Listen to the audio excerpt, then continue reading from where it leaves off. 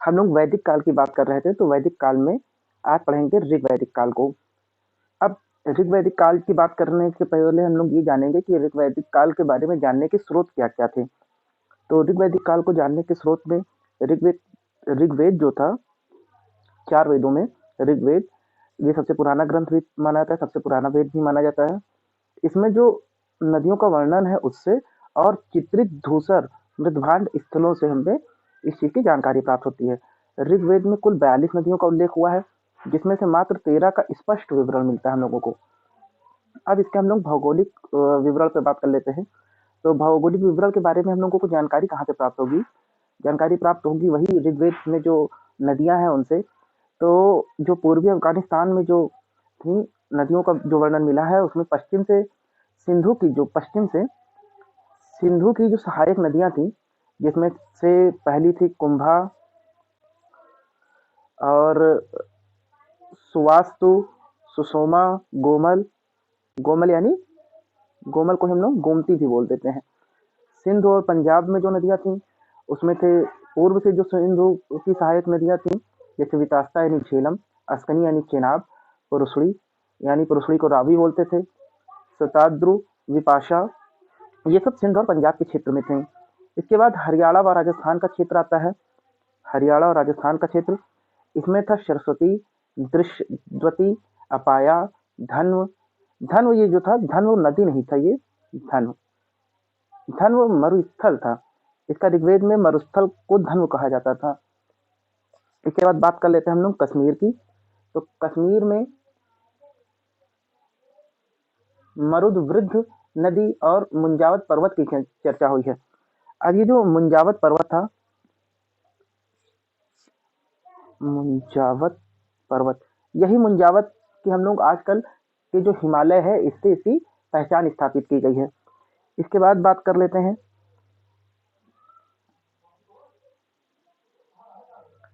पश्चिमी उत्तर प्रदेश के क्षेत्र की।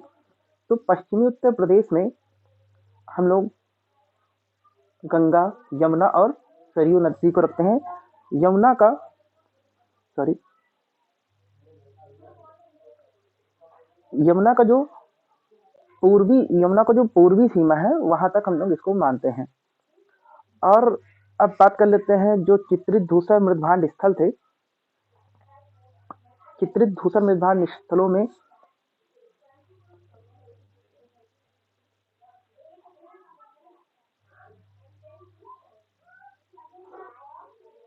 नागर, कटपालन, दधेरी और भगवानपुरा से हमें चित्रित धूसर मृदभांड मिले हुए हैं। लेकिन इस यहाँ पे किसी भी तरह का लौह उपकरण नहीं पाया गया है। अब हम लोग भौगोलिक विस्तार की बात कर चुके हैं। अब हम इन लोगों के राजनीतिक जीवन के बारे में बात करते हैं कि इनका राजनीतिक जीवन कैसा था।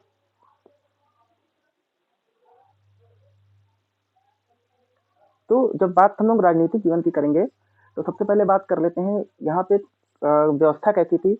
तो यहाँ की व्यवस्था में सबसे पहले आता था कुल या परिवार, फिर आता था ग्राम, फिर विष और फिर जन। तो जो कुल होता था, कुल का प्रधान कुलप कहलाता था, ग्राम का प्रधान ग्रामणी कहलाता था, विष के प्रधान को विस्पति और जन के प्रधान को हम लोग राजन कहते थे। जन के प्रधान को हम लोग राजन कहते थे। ऋग्वेद में जन शब्द का उल्लेख 275 बार हुआ है और जनपद शब्द का प्रयोग एक बार भी नहीं हुआ है। ऋग्वेद में पंचजन का भी उल्लेख हुआ है। इन पंचजन में कौन कौन से आते थे? पुरु, यदु, तुर्वशा, अनु और द्रहु। पंचजन में कौन कौन से आते थे? पुरु, यदु, तुर्वशा, अनु और द्रधु। इसके बाद बात कर लेते हैं सभा और समिति को लेकर। तो स्त्रियां जो थी, उन्हें सभा, समिति और विदत तीनों में भाग लेने का अवसर मिलता था। सभा क्या थी? सभा का उल्लेख 8 बार हुआ है और इसे श्रेष्ठ या अभिजात वर्ग के लोगों की संस्था कहा जाता था। इसे कुछ न्यायिक अधिकार भी प्राप्त थे। इसके बाद बात करते हैं समिति का उल्लेख 9 बार हुआ है। इसे जन साधारण की संस्था कहा जाता था। किसको? समिति को। समिति को कहते थे जन साधारण की संस्था। अब बात कर लेते हैं विदत की। विदत ये क्या था? ये आर्यों की सबसे प्राचीन संस्था थी। यहाँ पे लूटी गई वस्तुओं का बंटवारा होता था। अगर ऋग्वेद में सबसे ज्यादा जिक्र आता है तो इसी का आता है। कितनी बार होता है इसका जिक्र? 122 बार। विदत को आध्यात्मिक विचार विमर्श का केंद्र भी माना जाता था और उत्तर वैदिक काल में इसको समाप्त कर दिया गया। फिर बात कर लेते हैं कुछ अन्य तथ्यों में। तो अथर्ववेद के अनुसार राजा जो था उसको आय का 1/16वां भाग मिलता था और वैदिक काल में एक बलि शब्द का उल्लेख होता है। बलि एक प्रकार का कर था जो आदमी अपनी स्वेच्छा से राजा को देता था। एक प्रकार की भेंट होती थी। इसके बाद ऐतरेय ब्राह्मण में पुत्री को कृपण तथा दुखों का स्रोत भी कहा गया। ये अन्य फैक्टों में था। अब बात कर लेते हैं इस काल में जो सबसे प्रसिद्ध एक युद्ध का वर्णन हम लोगों को मिलता है ऋग्वेद में, वो था दशराग युद्ध। ये दशराग युद्ध में क्या था? ये 10 राजा और भरत जन के राजा सुदास जो थे, राजा सुदास ये भरत जन के राजा थे। इनके बीच में युद्ध हुआ था जिसमें से राजा सुदास जो थे ये विजयी हो गए थे। और इन 10 राजाओं में 5 आर्य थे और 5 अनार्य थे।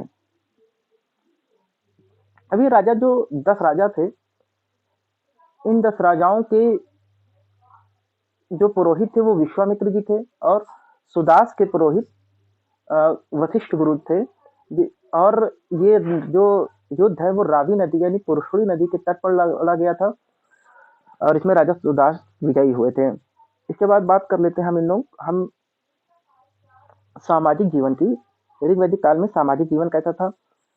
तो सामाजिक जीवन में सबसे पहले बात करेंगे हम लोग परिवार की। तो परिवार जो थे वो संयुक्त परिवार होते थे। 3 से 4 पीढ़ी एक साथ निवास करती थी।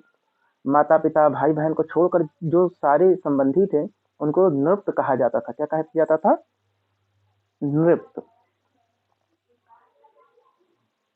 और जो समाज था वो पुरुष प्रधान था। समाज यहाँ पे कैसा समाज था? पुरुष प्रधान समाज था। लेकिन जो स्त्रियों की दशा थी वह खराब नहीं थी। इस समय बाल विवाह, सती प्रथा, पर्दा प्रथा और पर्दा प्रथा का प्रचलन नहीं था। विधवाओं का पुनर्विवाह होता था। स्त्रियों को उपनयन संस्कार दिया जाता था। स्त्रियों को उपनयन संस्कार दिया जाता था जिसके बाद वो शिक्षा ग्रहण करती थी। इस समय अनेक विदुषी हुई थी जिसमें अपाला, विश्वावरी, लोपामुद्रा, शिक्ता, ये सब प्रसिद्ध थी। जिसमें लोपामुद्रा जो है ये ऋषि अगस्त की पत्नी थी। लोपामुद्रा कौन थी? ये ऋषि अगस्त की पत्नी भी थी। इस समय नियोग प्रथा भी प्रचलन में था। नियोग प्रथा क्या था? इसके अंतर्गत जो निसंतान महिला होती थी वो अपने किसी निकट संबंधी से, विशेषकर देवर से यौन संबंध स्थापित करती थी और संतान की प्राप्ति करती थी। इस प्रकार जो संतान उत्पन्न होते थे उनको क्षेत्रज कहा जाता था। ये जो नियोग प्रथा से उत्पन्न संतान होती थी उनको क्षेत्रज कहा जाता था। प्रायः एक ही विवाह होता था और बहुविवाह के उदाहरण भी प्राप्त होते हैं जिसमें बहुपति और बहुपत्नी दोनों प्रकार के विवाह होते थे। जीवन भर जो अविवाहित स्त्रियां होती थी उनको अमाजु कहा जाता था। क्या कहा जाता था? उनको अमाजु कहा जाता था। और जो स्त्रियां कुंवारी रहकर आजीवन शिक्षा ग्रहण करती थी उन्हें ब्रह्मवदिनी कहा जाता था। उन्हें क्या कहा जाता था? ब्रह्मवदिनी। और अपने विवाह तक की शिक्षा को ग्रहण करने वाली स्त्रियों को शद्योद्वाह कहा जाता था। क्या कहा जाता था? शद्योद्वाह। फिर अब बात कर लेते हैं हम लोग आगे आकर वर्ण व्यवस्था की। तो शुरुआत में यहाँ वर्ण व्यवस्था नहीं थी लेकिन अंतिम समय में वर्ण व्यवस्था अस्तित्व में आ गई थी। पहली बार चारों वर्णों का उल्लेख हमें ऋग्वेद के 10वें मंडल के पुरुष सूक्त में मिलता है। और फिर बात करते हैं हम लोग खान पान व वस्त्र को लेकर। इस समय का खान पान और वस्त्र कैसा था, इसको लेकर हम लोग बात कर लेते हैं। तो खान पान या वस्त्र व्यवस्था बहुत ही अच्छी होती थी, इस पर पर्याप्त ध्यान भी दिया जाता था। जो वस्त्र होता था, ये वस्त्र 3 प्रकार का होता था। पहला होता था वास, दूसरा था अधिवास और तीसरा था निवि। तो जो वास था, ये निचला वस्त्र था। अधिवास तो जो था, ये साल की तरह ओढ़े जाने वाला वस्त्र था। और निवि को हम लोग अंडरगारमेंट्स बोलते हैं। इस काल में जो खान पान था, तो आर्य जो थे वो शाकाहारी और मांसाहारी दोनों प्रकार के थे। वह एकमात्र फसल का प्रयोग करते थे जिसको जौ कहा जाता था। जौ यानी इसी को बाद में जौ कहा जाने लगा। वो लोग क्या करते थे, जौ के सत्तू को दही में मिलाकर करम्भ बनाते थे। क्या बनाते थे? करम्भ बनाते थे। आभूषण की अगर बात करते हैं हम लोग, तो आभूषण में कर्ण शोभन जो था, ये कान का आभूषण था। कुरील ये सिर पर धारण करने वाला आभूषण था। निष्क जो था, ये गले का आभूषण था। और जियोचली अंगूठी को बोलते थे। जियोचली बोलते थे अंगूठी को। इसके बाद हम लोग अब बात कर लेते हैं आर्थिक जीवन में के बारे को लेकर कि आर्यों का आर्थिक जीवन कैसा था ऋग्वैदिक काल में। तो ये कबीलाई और अर्ध यायावर की जिंदगी जीते थे। पशुपालन इनका मुख्य कार्य था व कृषि इनका गौण व्यवसाय था। पशुपालन इनका मुख्य कार्य था। आधार क्या था इसका? पशुपालन। पशुपालन। ऋग्वेद में घोड़े का 215 बार और गाय का 176 बार उल्लेख होता है। गाय का महत्व इससे भी स्पष्ट होता है कि ऋग्वेद के अनेक मंत्रों की व्युत्पत्ति गौ से होती है। जैसे गविष्ठी यानी गाय की खोज के लिए युद्ध जो होता था उसको बोलते थे गविष्ठी। इसके बाद गौमत धनीवती को बोलते थे। दुहित्री या दुहिता पुत्री को बोलते थे। गोहना अतिथि को बोलते थे। अहन्या यानी गाय, यानी जिसकी हत्या न की जाए। गाय जो थी, गाय ये विनिमय का भी कार्य करती थी। ऋग्वेद के 4थे मंडल में एक ऋषि हुए हैं, ऋषि वामदेव। कौन थे? ऋषि वामदेव। इन्होंने कहा है कि कौन है जो मेरे इंद्र की प्रतिमा को 10 गायों में खरीद सकता है। यानी इंद्र की जो प्रतिमा थी वो 10 गायों में खरीद सकता है। यानी ये गाय जो थी वो विनिमय का भी कार्य करती थी, विनिमय का कार्य करती थी। और मुद्रा की अगर बात करते हैं, तो मुद्रा में इस समय था निष्क और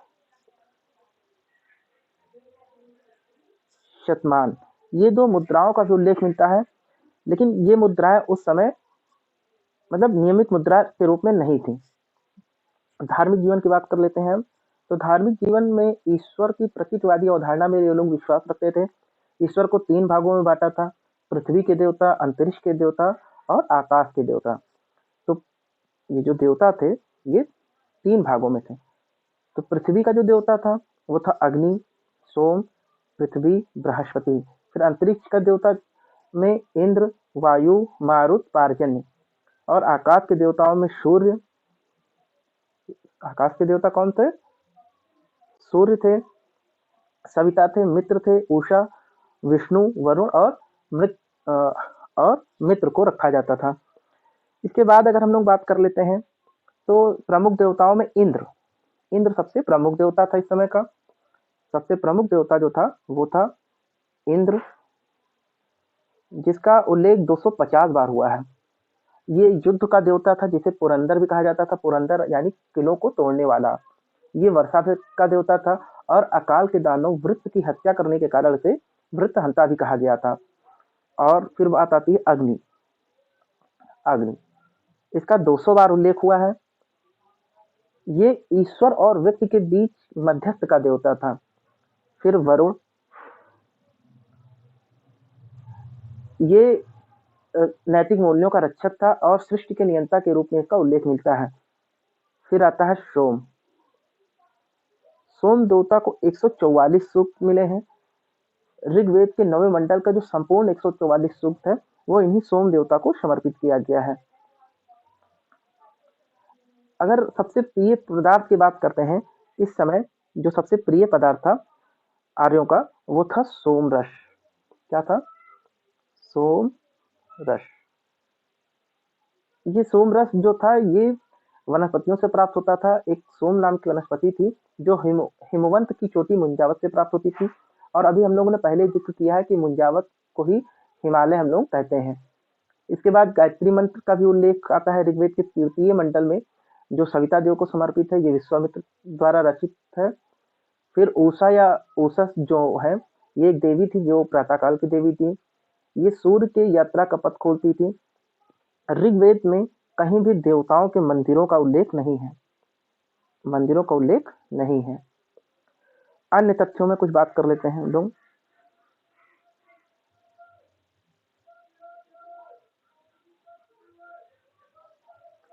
तो ऋग्वेद काल में जो प्रयुक्त कुछ शब्द थे, जैसे राजा को गोप्ता कहते थे, अतिथि को गोहंता कहते थे, युद्ध को गविष्टि कहते थे, गाय को अघन्या कहते थे, लांगल यानी हल होता था, सीता का अर्थ होता था हल से बनी नाली, फिर विकनाट का अर्थ होता था सूदखोर, बढ़ई जो होता था उसको तक्षण कहते थे, नाई को वाप्ति कहते थे, मरुस्थल को धन्व कहते थे, अनाज को धान्य कहते थे, उर्वरा यानी जुते हुए खेत, खिल्य यानी चारागाह, स्पथ यानी गुप्तचर। फिर आते हैं ऋग्वैदिक काल में जो नदियां थी उनका नाम, और जो वर्तमान में नदियां हैं उनका क्या नाम था, क्या समानता है दोनों में। तो क्रुम यानी कुर्रम, कुत्रा यानी काबुल नदी, वितास्ता यानी झेलम नदी, विपाशा यानी व्यास नदी, दृष्टावती यानी घग्घर नदी, अस्कनी यानी चिनाब, पुरुषोड़ी यानी रावी, सुताद्रु मतलब शतलज, फिर सदा नीरा यानी गंडक नदी। सदा नीरा किसको बोलते थे? गंडक नदी को बोलते थे।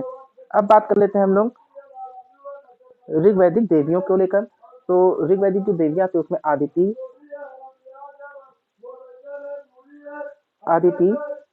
उषा, पृथ्वी, आर्या, रात्रि, अरण्यी और इला। इसके बाद ऋग्वैदिक यज्ञ के बारे में बात कर लेते हैं। तो राजसूय यज्ञ था। राजसूय यज्ञ ये क्या था? ये राजा के सिंहासन रोहण के बाद जो यज्ञ होता था उसको राजसूय यज्ञ बोलते थे। फिर अब बात करते हैं वाजपेय यज्ञ। वाजपेय यज्ञ ये सौर्य प्रदर्शन व मनोरंजन से संबंधित था। फिर अश्वमेघ। अश्वमेघ अश्वमेघ आप लोग जानते होंगे, आप लोगों ने टीवी सीरियल में देखा होगा, रामायण वगैरह में। ये एक राजनीतिक विस्तार से संबंधित यज्ञ था। ये राजनीतिक विस्तार से संबंधित यज्ञ था जिसमें एक घोड़े को छोड़ दिया जाता था स्वतंत्र रूप से, और वह जितने क्षेत्र में जाता था, एक घोड़ा जो जितने भी क्षेत्र में जाएगा वो सारा क्षेत्र उस राजा के अधीन हो जाएगा जो अश्वमेध यज्ञ कर रहा था। इसके बाद घोड़े की बलि भी दे दी जाती थी। फिर आता है